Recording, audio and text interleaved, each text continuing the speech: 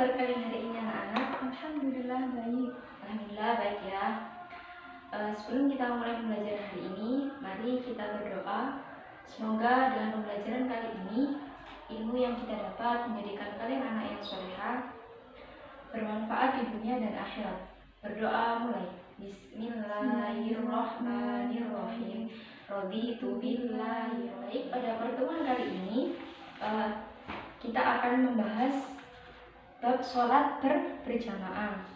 Sebelumnya saya akan mengecek daftar kehadiran kalian terlebih dahulu ya. Nurul Nazila, Jauh. baik, hadir semua ya. Seperti yang Ibu sudah beritahu pada kalian di rumah untuk mau mempelajari dan membaca terkait bab sholat berjamaah. Gimana? Sudah dipelajari di rumah? Dari kalian sudah paham? Belum. Langsung saja, dalam pertemuan kali ini kita akan membahas poin yang pertama, yakni pengertian sholat berjamaah. Kemudian yang kedua yakni hukum dan keutamaan dalam sholat berjamaah. Jadi apa sih hukum dan keutamaannya sholat berjamaah itu?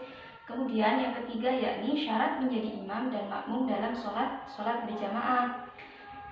Kemudian yang keempat yakni susunan shaf dalam sholat berjamaah.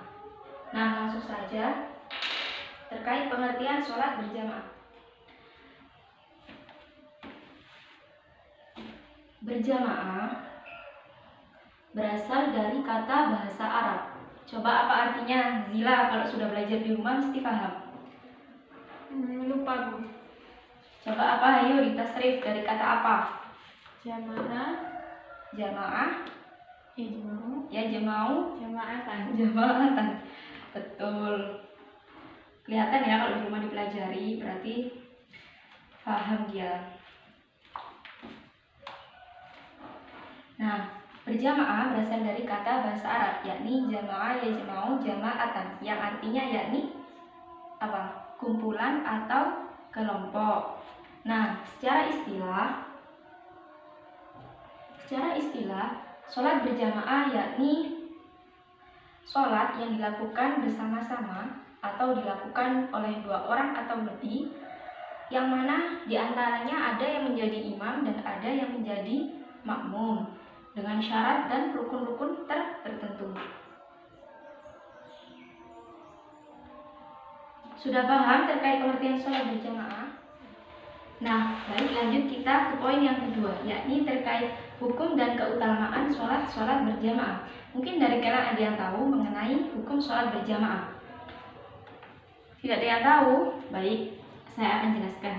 Nah, hukum sholat berjamaah, ulama berselisih pendapat dalam menentukan hukum sholat berjamaah. Ada yang mengatakan bahwasannya sholat jamaah itu dikatakan fardu ain. Sebagian ulama yang lain ada yang mengatakan yakni fardu kifayah.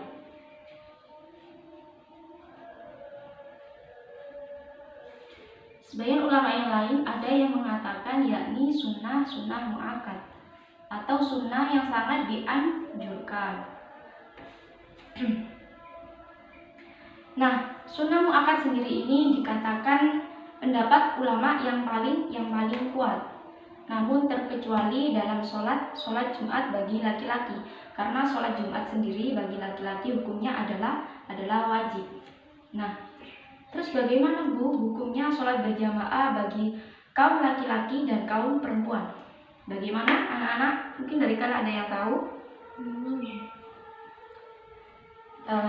Hukum sholat berjamaah bagi seorang laki-laki dan perempuan itu berbeda.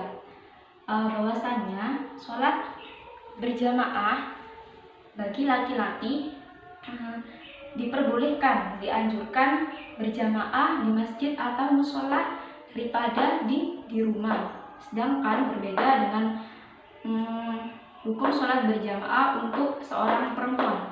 Seorang perempuan boleh untuk sholat berjamaah di masjid atau musola,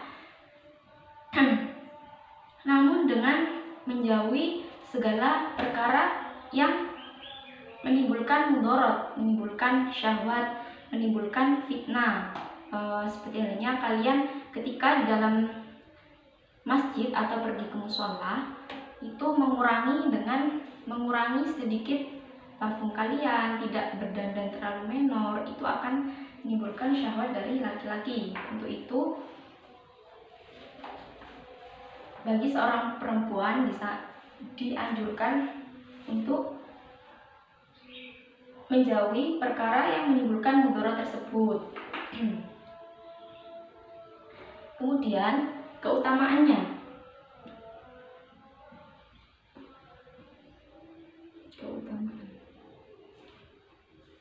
Apa sih keutamaannya sholat berjamaah itu?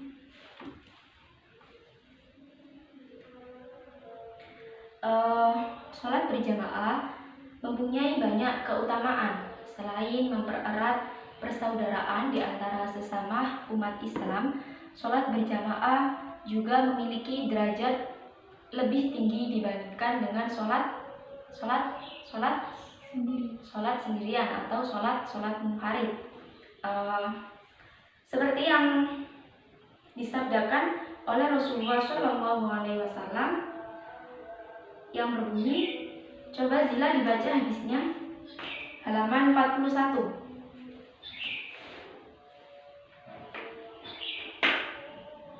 Bismillahirrahmanirrahim. An Ibnu Umar qala Rasulullah sallallahu alaihi wasallam, sholatul jama'ati tafdulu ala sholati.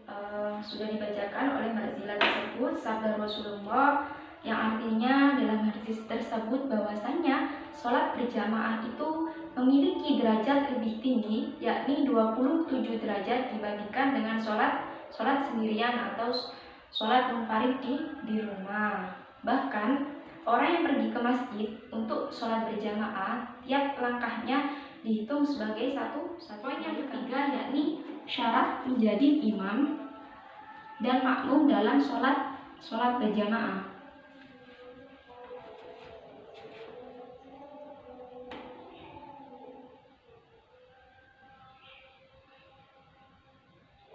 Coba bahasa aja anak-anak syarat menjadi imam itu.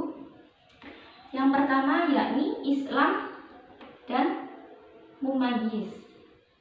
Apa sih mumayyiz itu? Mungkin dari kalian ada yang tahu? Sudah bisa membedakan antara yang benar dan yang salah. Benar. Mumayyiz yakni orang yang bisa membedakan antara yang benar dan salah. Kemudian syarat yang kedua yakni imam hendaklah memiliki kriteria bacaan yang fasih. Jadi diutamakan seorang imam itu memiliki bacaan bahasa Arabnya yang fasih, dalam bacaan Qur'annya benar, makhrajnya benar, tepatlah. Kemudian yang ketiga yakni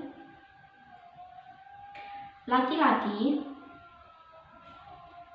boleh menjadi imam untuk seorang perempuan dan banci. Jadi apabila di dalam suatu jamaah itu terdapat seorang laki-laki, perempuan maupun banci, yang diutamakan menjadi imam adalah lelaki tersebut. Nah, sebaliknya seorang perempuan itu tidak boleh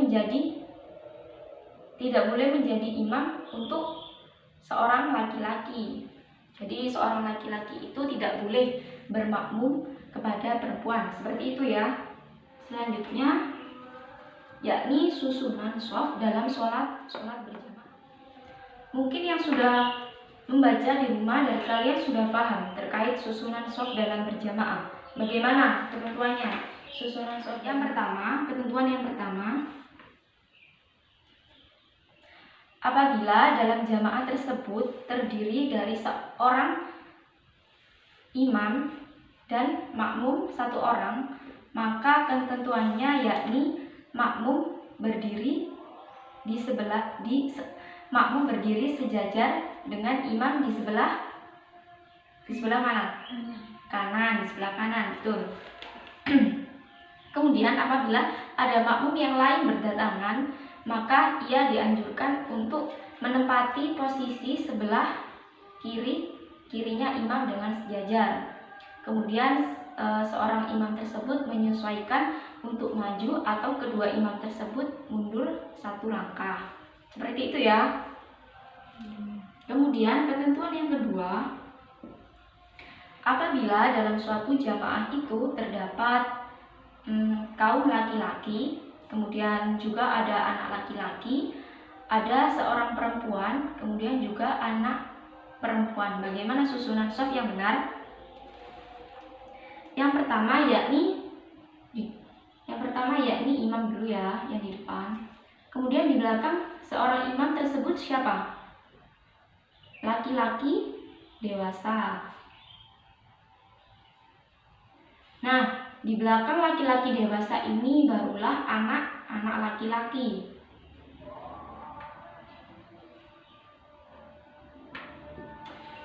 Nah, di belakang jamaah laki-laki ini, jamaah anak laki-laki ini, yakni perempuan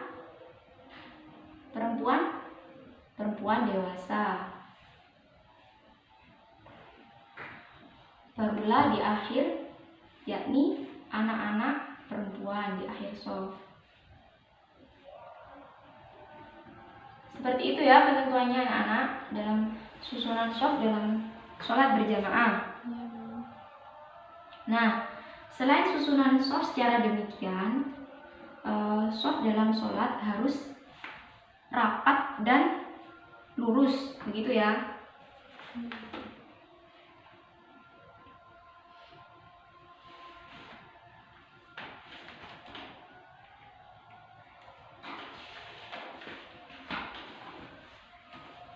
Baik, ibu mau dari kalian untuk berhadapan dengan teman sebangku kalian, kemudian untuk melakukan penilaian dengan teman sebangkunya terkait hafalan, yakni hadis keutamaan sholat berjamaah. Jadi dari kalian berpasangan dua-dua, terus menyimak hafalan teman kalian terkait hadis keutamaan sholat berjamaah. Seperti itu ya. Nah, untuk lembarannya ini saya bagikan, yang mana di dalamnya kriteria penilaiannya yakni yang poin pertama yakni terkait bacaan makhraj dan tartil kalian. Jadi diusahakan sebaik mungkin dalam baca Al-Quran itu ya.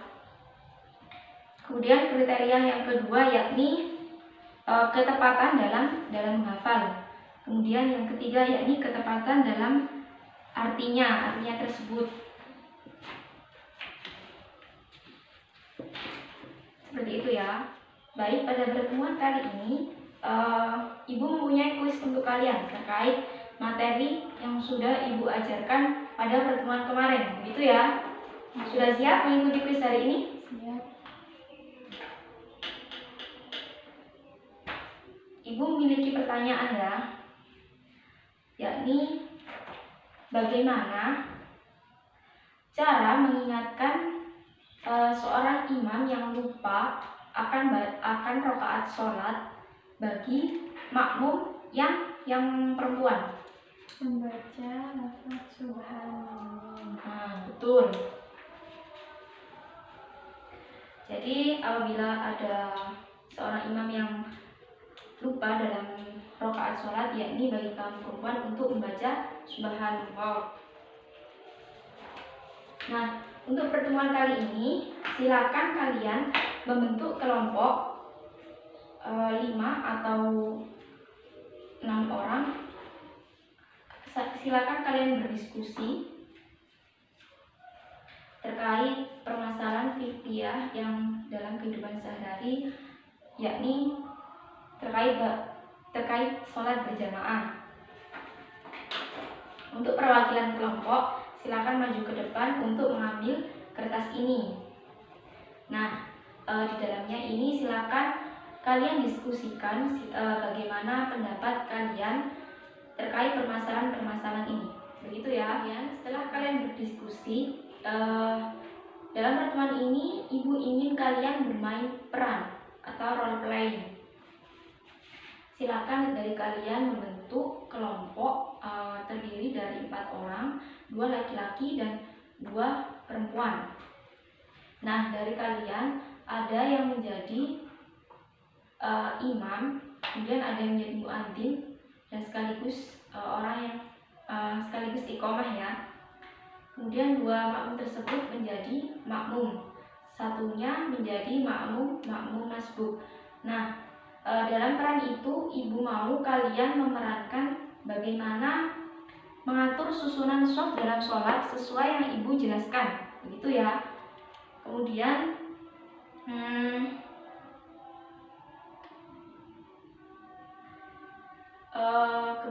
juga dari kalian ada yang memainkan peran sebagai makmum yang masbuk. Seperti apa